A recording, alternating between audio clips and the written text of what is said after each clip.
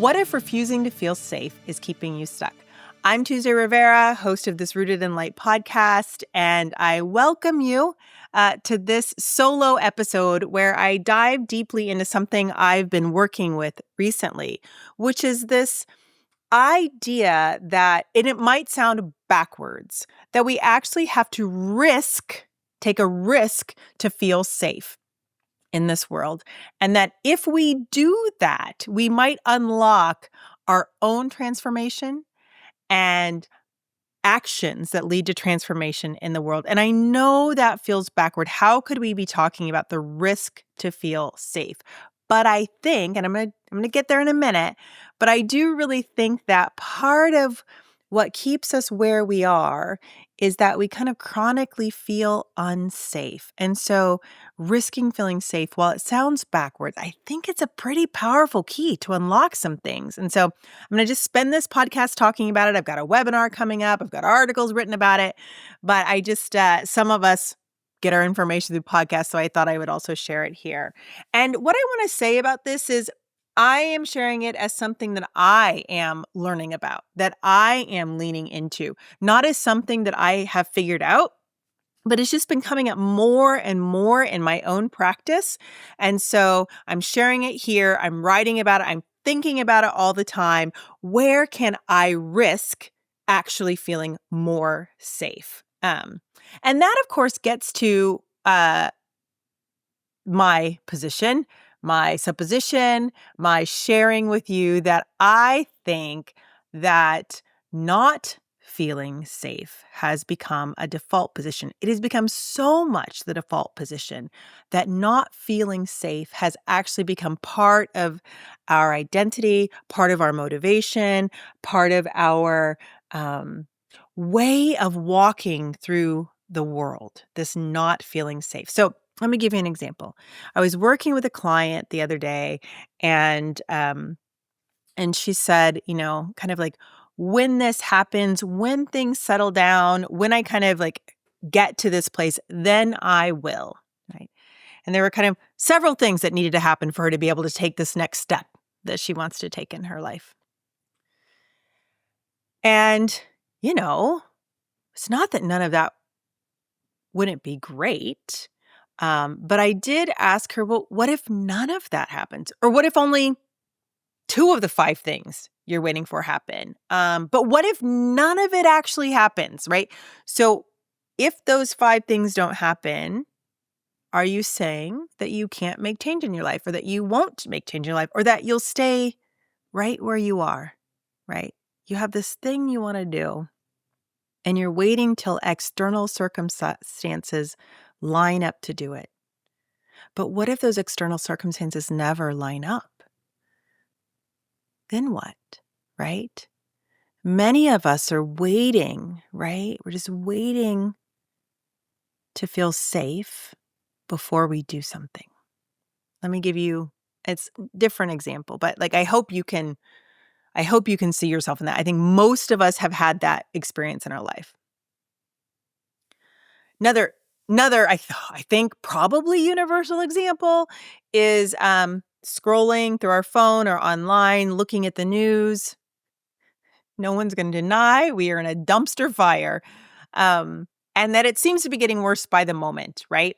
But many of us kind of scroll through our phones, look at the news, keep ourselves aware of what's happening, share it on social media, react on social media, react in our families, as if that is action in the outside world, as if, even more important than it being action, as if that's what keeps us safe, as if like if I spend a day without looking at the news, something bad might happen that I don't know about, and so I'm going to keep myself safe by knowing about it. It's kind of, you know what it's like? It's like those of us, I consider myself one of them, those of us who like keep the plane in the air by being worried about it. Right? That's what keeps the plane in the air. It's not, years of engineering expertise. It's not a pilot and a co-pilot that know what they're doing. It's not air traffic control that helps us. No, it's our being worried and not feeling safe that keeps that plane in the air. We do the same thing right now with the news, right? As if our attention to it is what actually keeps us safe, right?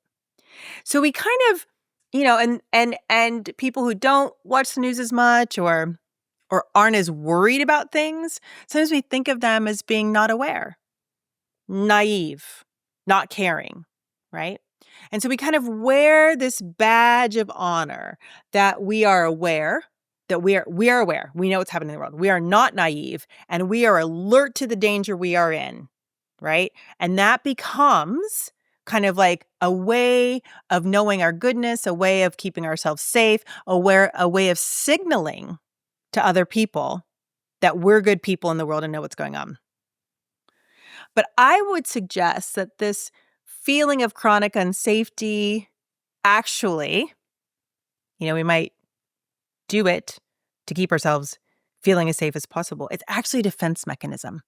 It's actually a way that we protect ourselves from making change, from doing really uncomfortable growth, from sometimes taking action in the world, right?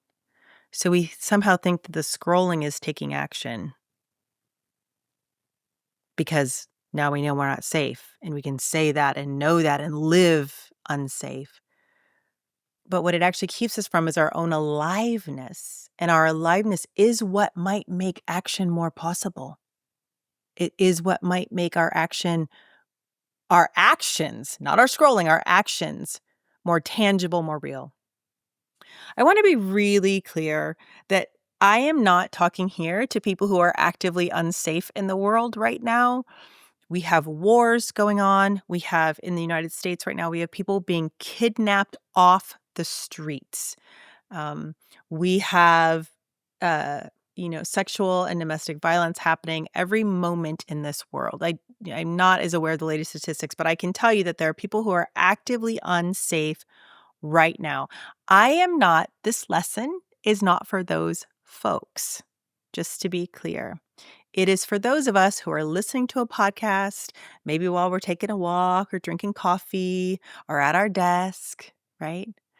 Those of us who actually fundamentally are safe right now, who could take this risk of dropping our habit of not feeling safe and could take the risk of feeling safe and seeing what we could do. Or who we could be. It might not be all about action, just to be really clear. I have a bias toward action, trying to unlearn some of that as I deepen my spiritual practice. But this is a practice, I think, for those of us who are actually safe, who have the means, resources, privilege that right now, in this moment, as we listen to this podcast, we are safe. And what could we do rather than saying, I'm not safe because I'm so aware of what's happening in the world? What if we said, I am safe, and so here's how I'll be in the world, or here's what I'll do in the world? If we have the luxury right now of, if we have the luxury right now of wondering, am I safe? Am I not safe? We're pretty safe generally. So let's try to use that luxury. Let's use it. And let's say, I won't be fooled by this habit I've developed, either maybe because of past trauma, maybe because of the different discourses in the world, but I will not rely on a feeling of chronic unsafety to keep me from being or doing. I will instead take the risk to feel safe and see who I want to be and do on the other side of that. I hope that makes sense. It's not to negate real physical danger. It's actually to make us more powerful in the world. It's to help us take up our power in the world, to take up our transformation, to look it full in the face and say yes to it. When we risk feeling safe, that changes everything. When we say, I am safe, so I will, that changes everything. And there are 3 particular places that I just want to talk about today where I think, sorry if you're hearing my paper, there are 3 particular places where I think if we risked feeling safe, we could make major changes in our lives and hopefully transform ourselves, our families, our communities, in the world. And the first place is to feel safe to begin something. Now, I want you to take a moment and think about something you have wanted to begin, something you've wanted to start. This does not have to be your big, in fact, it shouldn't be your big life goal, right? It's like just something you've kind of been like, oh, I want to try that, or I want to start that, or it could be, maybe I want to start writing, or and that doesn't mean I want to start being a writer and make money for it for the rest of my life, right? It's just like this thing that it's like something you want to start doing, you want to try doing. It could be um significant or it could be insignificant. I want to learn how to knit, right? But something kind of keeps you from that beginning. So think about what it is you have been kind of circling around starting. I'm going to give you a moment to think about that.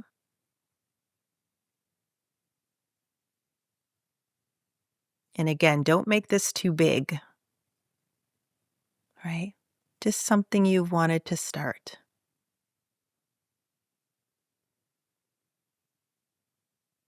And now I want you to kind of share to yourself your reasons for not starting. So just like let yourself download. Why is it that I have not started lifting weights, for example, even though everyone says a woman over 50 has to lift weights and I am not doing that. Um, why? Why is that? So just think about what you want to start and notice what you say to yourself are your reasons for not starting.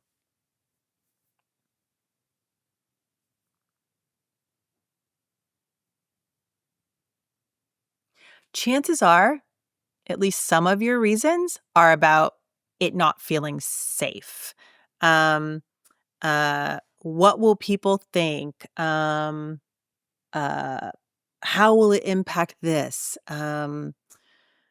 I can't. I'd like to, but right, there are a lot of qualifiers we get when we think about doing something, and many of them have to do with like a fundamental kind of risk to our safety. And I'm not talking about our physical safety, but like how people will see us if we do it. What if I fail? What if I'm not good at it? What if it was a dumb idea to start this thing, right? There'd be many, many, many, many different for me, part of my not feeling safe is I like don't want to show up at a gym and not know what I'm doing, right? That's a safe kind of a safety piece, right? So notice why you're not doing it. This is not for self-judgment or self-indictment, but just like notice why you're not doing it. Then I want you to think about with those reasons you're not doing it, what if I were safe enough now to do it? What if I just risk feeling safe and said, I am safe, so I'm going to? Just notice what might shift if you kind of moved out of your reasons for why you cannot and instead felt safe enough to take a risk to start. Let me give a quick example. I'm not going to go into this a whole lot because I wrote about it in the article. But for me, reading the records was a big risk to me. I felt like my reputation was at risk if I did this wild spiritual thing, kind of this psychic thing called reading the Akashic records. And what happened when I chose to say, wait, I am safe here and I can start reading the records for other people? Nothing in my skill level changed. Nothing in my environment changed. The only thing that changed was my willingness to like do this weird, arcane, wonderful thing that has brought so much to my life. But nothing in the external circumstances changed. Remember, we started here talking about a client that I was like, what if nothing ever changes? You're just not going to do it? You're not going to start? So for me with the records, nothing externally changed. But my willingness changed, and my willingness to feel safe, to know my own self and feel safe changed. So that's risking feeling safe in beginnings. So remember I said there were 3 things where I think if we risked feeling safe, everything would change. One is like in beginnings, we would start some shit, right? We would just say like, well, I don't know who's going to do it, but I'm going to start it. Or I got to start that thing just because I want to. The second place is claiming what is already here. So kind of this is a present. So if that's the beginning, this is like present, claiming what's already here, something that has already happened, a phase you've already moved into, a relationship you're already in, something you are already living but haven't dared to name it. Now, for those of us who have spiritual practices and then begin to have like support of these spiritual practices and perhaps mystical experiences or just experiences we can't explain, this claiming becomes really important. And it can feel like a risk to claim that we're doing this. So today I have on, those of you who are uh, um, listening to this podcast won't see it, but those of you who are watching the video can see it. I have a short shirt that says Bruja, witch. And it is true. At one point in the world, to name, pronounce, to call yourself a witch was, and actually it's still in some places, was absolutely dangerous, right? We had here in this country the Salem witch trials, but witches, right? Especially female healers, herbalists. It was practitioners of anima and the arcane were in danger. That is not the case now. Many of us are casting spells, saying prayers, having experiences that we are not claiming, right? Because we are afraid. We are afraid of what will happen if we do. And the truth is, for most of, and all of us listening, I would just bet to say we're going to be okay. So for me, and this is really up, again, I am sharing this because this is a lesson I'm learning and writing about and thinking about, right? It's not like I got that. It's in my rearview window. But for me, it's really up about my goddess devotion. Those of you who listen to the podcast certainly know somewhat about it. But even launching this podcast, I was like, let me just launch this podcast out the side of my mouth. Um, and I brought on a lot of guests to talk about their experience of goddess. I shared stories. All of that is true. All of that is my life. And the truth is, I have a daily devotional life. My private life is completely oriented around goddess devotion. And I have been reluctant to, it has been true, but I have been reluctant to claim it. I have kept it quiet as if keeping it quiet would protect my reputation, would protect the people I love, that I make money for and with, right? But the truth is, protection is not the same as safety. Protection often has to do with control, how I want to be seen, how I want to be perceived, how I want people to respond. And safety is about trust. Trust in myself, sometimes trust in others, trust in the divine, but certainly trust that if I claim what is present, I will be okay, right? And I just use goddess practice as an example. There might be other things you are not claiming that are already true. You're already doing them and you're already safe. So the saying of it, the claiming of it is just like the next step. So I guess my question here is, what are you already living that it's time to claim? What are you already living that you haven't claimed because you've been concerned about your safety? What are you already living that you now can risk feeling safe to claim? It won't change the external circumstance. Or it might, I guess. It might. But what will change is you and your claiming of it and what becomes possible when you claim it. So three things: beginnings, risk feeling safe in beginnings, risk feeling safe in claiming what is so, and finally to risk feeling safe in endings. And I think for me, this is the one, this is like the one that can get real dicey, right? There might be things in your life that are ending or that are ready to end. if you just allowed them. Things that need to shift. Maybe you need to leave that job, end that friendship,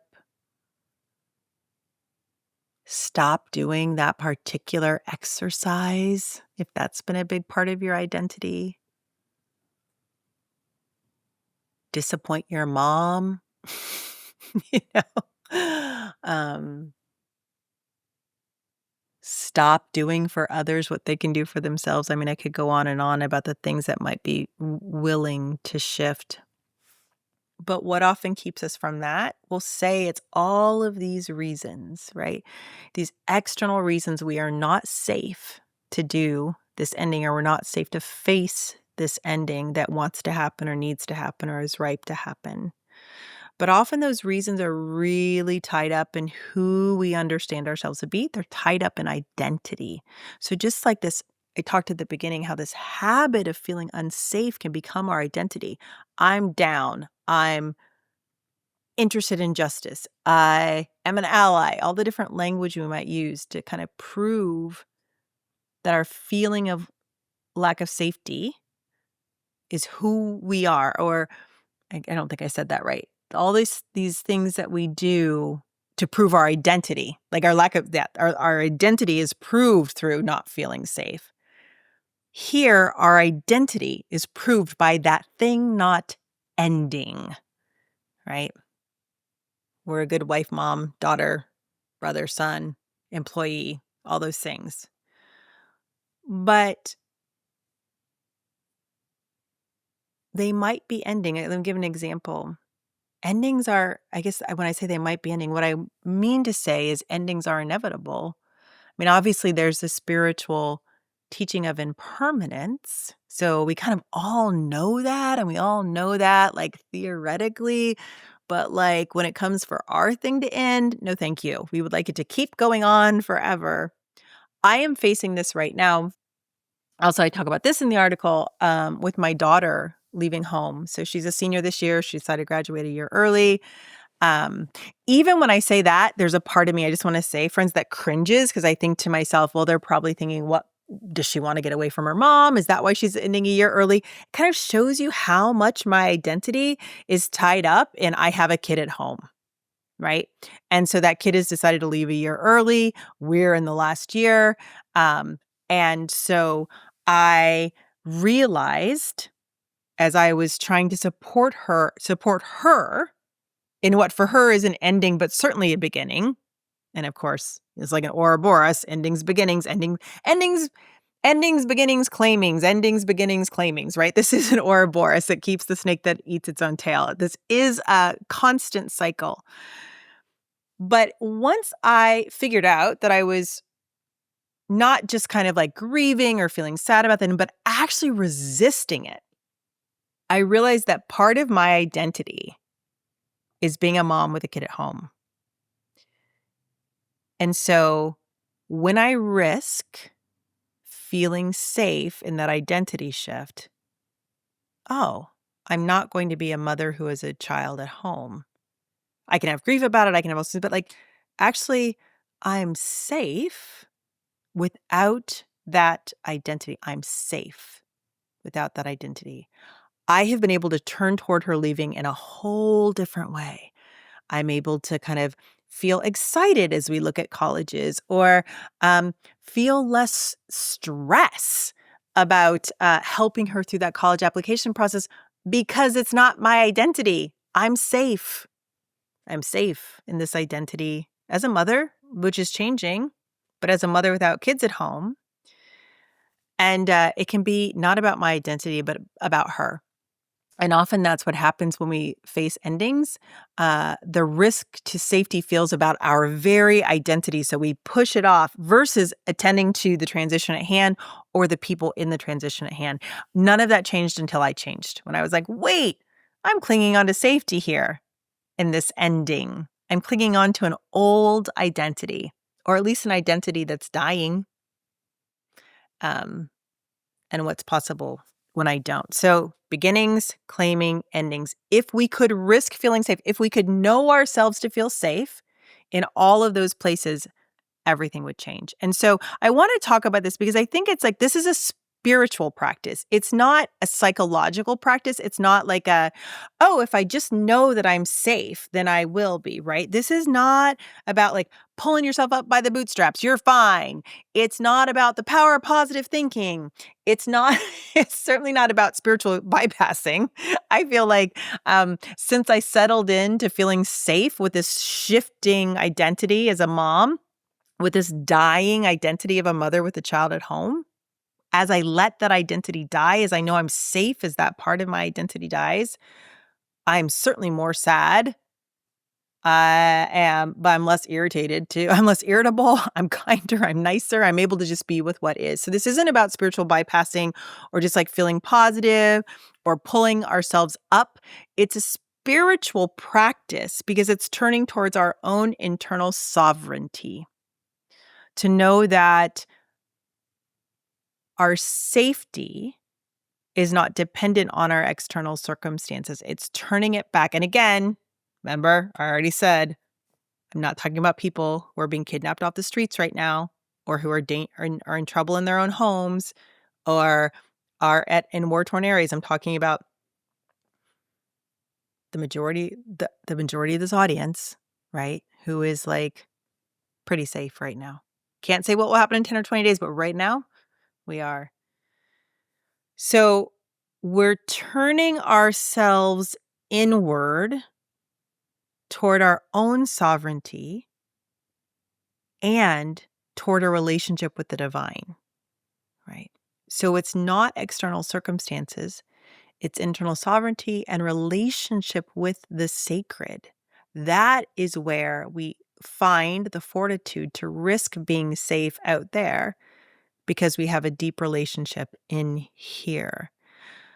This is a spiritual practice because it becomes possible when we know we are held even in precariousness by the sacred, right?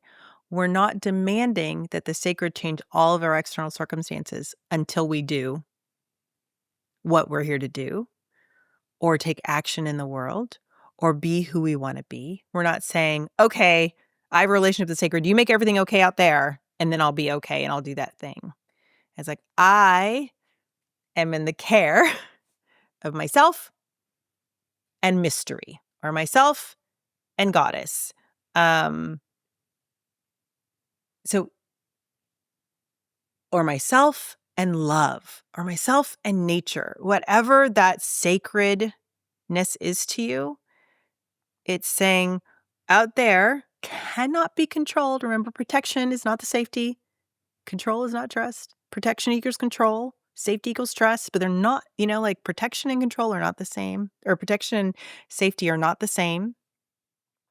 So how do I turn inward toward that ineffable, inviolable flame inside of myself that some of us have a relationship with an other that is also sacred, right? So some of us really, it is the flame inside of ourselves, that inviolable, untouchable, ineffable, and not fully knowable sacredness inside ourselves. It's turning toward that. And so you don't have to have any kind of deity practice or outward practice for that to be true, that flame of ourselves that will not go out and comes and keeps going. And towards if we have a practice with goddess, with God, with nature, with mystery, turning toward that and saying, even in the midst of precariousness, I can turn towards that. One of the ways we might call that our intuition, we might call that our higher self. Some people refer to it as our self with a capital S, and it is only innate. But the practice here, the spiritual practice is, I am safe in your care, so I will. And when I say your care, again, it could be I am safe in love, and so I will. I am safe in the mystery, and so I will. I am safe in that inviolable self, so I will. For me, because I have an active devotional goddess practice, I say, I am safe in your care, and so I will. And even on my hardest days, I can say, I'm in your care. What would you have me do?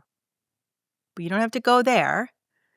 If you can believe in an innate sense of self, right? Not the pull yourself up by the bootstraps because you're just going to make it happen, but that there's actually something sacred within yourself, sacred for you to connect into. I am safe in your care, and so I will. I want to say to you, I'm saying this so like, yeah, I am safe in your care, so I will, as if I've got this down. I have to tell you, that it terrifies me sometimes. It terrifies me to say, I'm safe, so I'm going to do this thing. I am worried that I'm being naive. I'm worried right now that you all hearing this will be like, that's ridiculous. Like, what is she talking about? Great. She's going to do that naive, um, undisciplined, childlike faith that just has her saying everything is okay. I don't feel like that's where I'm coming from. I feel like I'm coming from a deep practice of turning towards my internal sovereignty and the relationship I have with Goddess. But I am worried that you'll think it's naive. I'm also worried that I'm tempting fate a little bit, like just by saying, I'm safe in your care, so I will. There's a little bit of superstitiousness to me still. But what am I going to do? This is where I am. And this is what I have to share. And this is what I'm living into. Um, and I also want to say, I made a challenge in the article where I asked people to notice how often they felt like reading my words, they felt something like a defensive. But you don't understand that, or you're not acknowledging this, or you're not, and how much that kind of I'm not safe and I got to protect my feeling of not safe comes up. And just to like kind of push it down, I want to say for myself right now, even as I say, I am safe in your care, so I will. And I feel a little bit like I'm tempting fate, or maybe that's a little scary, or maybe I shouldn't be saying those words out loud. I have to remind myself who and what benefits by my refusing to feel safe, for my refusing to risk feeling safe. It's not even that I have to feel safe every moment, but I'm willing to take the risk to feel safe. Who benefits, not me, by my chronic habit of feeling unsafe? I don't benefit from that. My body doesn't benefit from that. My nervous system doesn't benefit. My children don't benefit from that. My husband doesn't benefit from that. My community doesn't benefit from that. You don't benefit from that, because then I'm on this podcast not talking about what's real and not challenging you towards your own risk of feeling safe. So I'm not safe. My family's not safe. My community's not safe.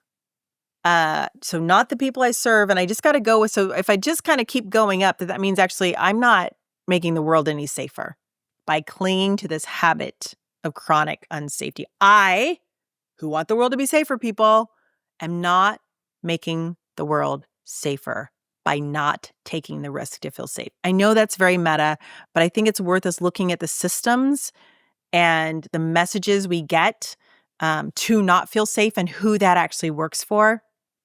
Those of us who have enough to eat and have a place to stay and have work in the world, when we don't feel like we're safe to take a risk, to begin something, to claim something, to end something, when we don't feel safe to do that, who can we expect to feel safe to? Who is going to do what needs to be done in this world? Who is going to be the people we want to be, if not us right now who are safe?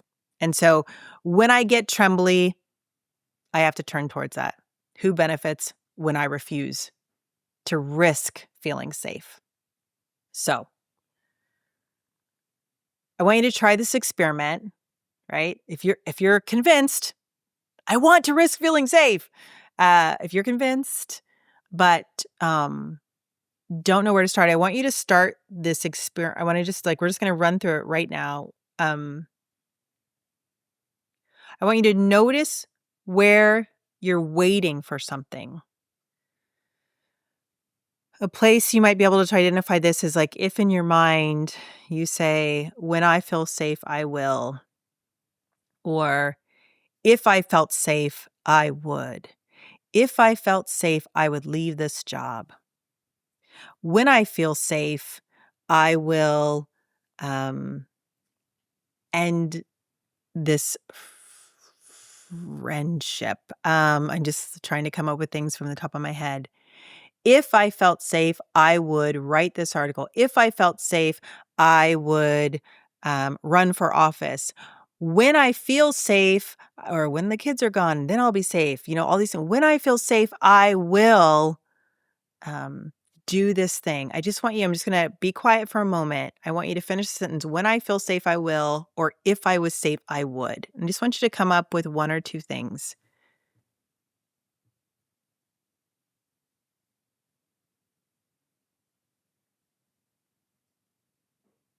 Okay.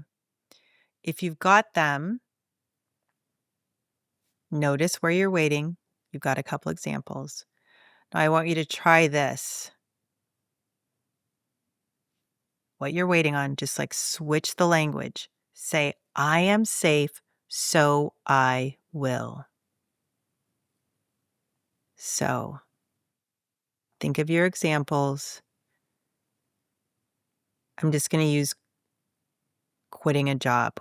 When I'm safe, I will quit this job. If I were safe, I would quit this job. So here we're just going to shift it to, I am safe, so I will quit my job. I am safe, so I will quit my job. Now, we're just doing the thought experiment. I am not suggesting you go quit your job tomorrow. I do want, so just like you're not going to have to take this action, because sometimes when we think about taking the action, we can't even say the words, right? So we're not going to attach action to what we're saying. I want you to say it out loud, whatever it is. I am safe, so I will. I am safe, so I will quit this job, for example. Say it out loud. Finish the sentence for yourself out loud. You can pause here if you want, if you need to think it through or journal, and pause here. You're moving from when I'm safe, I will, or if I was safe, I was, to I am safe, so I will. You're just going to finish that sentence. You're going to say it out loud. And just notice what shifts. You might feel a quailing, like, oh, I can't possibly do that. No one's going to make you do it. We're just doing an experiment. No one's going to make you do it, but it lets you know that you don't, likely you don't feel safe to. And so then what if you did feel safe to do it? Just a thought experiment. What if you did?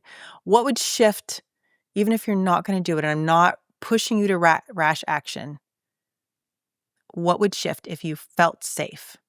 And we're just going to hold that open. What would shift if you risked feeling safe? That's the kind of power that I'm talking about here. I'm not talking about magical thinking. I'm talking about, what if you risk feeling safe? What would that open up? And just to be with that for a little bit. I am still learning this myself, friends. Just this weekend, I realized that because not only with my daughter leaving, I have big changes next year. I'll be moving households. I'll be moving to a part of the country I've never lived before. I'll be leaving my favorite woods. There's a lot of change up. And I just realized this weekend, wow, if I knew I would be safe, how might I go towards this whole transformation that I'm about to be in? And so I was like, okay, I got to risk feeling safe here. It's still really, really up for me. What would happen if I risked feeling safe? If this is interesting to you, we're going to dive into it even more deeply with me doing some teaching and some conversations with some brilliant women. The webinar on November 11th at 7 p.m. Eastern Time is shaping up great. We've got a lot of people coming. So if this is interesting to you, please join us on November 11th at 7 p.m. We will put the registration in the show notes. So you can join us for a live conversation. And there, we're going to do this. We're going to do some of these same things. We're going to talk about what do we do about this chronic habit of feeling unsafe?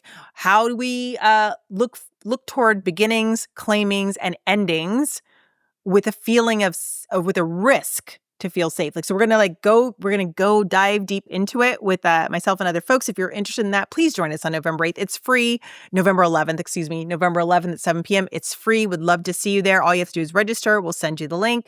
You can also read the 2 articles that I mentioned. They're up on the website, TuesdayRivera.com under resources. The first one is The Risk of Feeling Safe. And the second is How to Risk Feeling Safe. So if you want more, there's more on the articles.